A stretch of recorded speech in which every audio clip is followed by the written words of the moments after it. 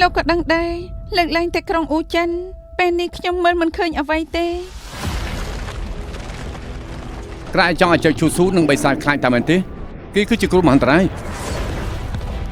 ពន្លឺតាច់នៅបាតជ្រោះក៏ល្អជាងមិនមានដែរ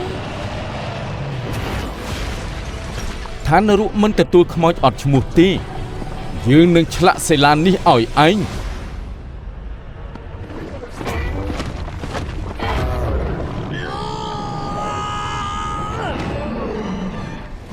បងធំពេលនេះម្ចាស់តូចត្រូវចៅឈូចាប់ខ្លួនហើយមិនដឹងស្លាប់ឬរស់ទេហើយម្នាក់ឯងមិនអាចកែប្រែជោគជតាអ្វីបានទេអ្វីដែលយើងស្ដាយគឺក្តីអស់សង្ឃឹមរបស់មនុស្សមួយផែនដីយើងមិនបានស៊ូម្នាក់ឯងទេសម្រាប់គេទៅ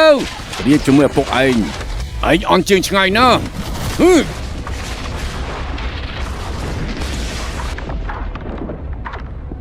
យើងចង់ឲ្យពួកឯងដឹងឲ្យច្បាស់ថាកម្លាំងពិតរបស់ស្ដេចខ្លាគឺជាអ្វី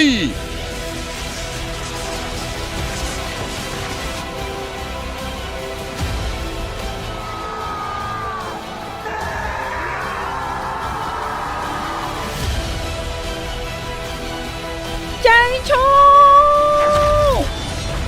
ទោះជាឯងសម្រាប់យើងក៏ដោយក៏ឯងមិនអាចគ្រប់គ្រងលើលោកនេះបានដែរ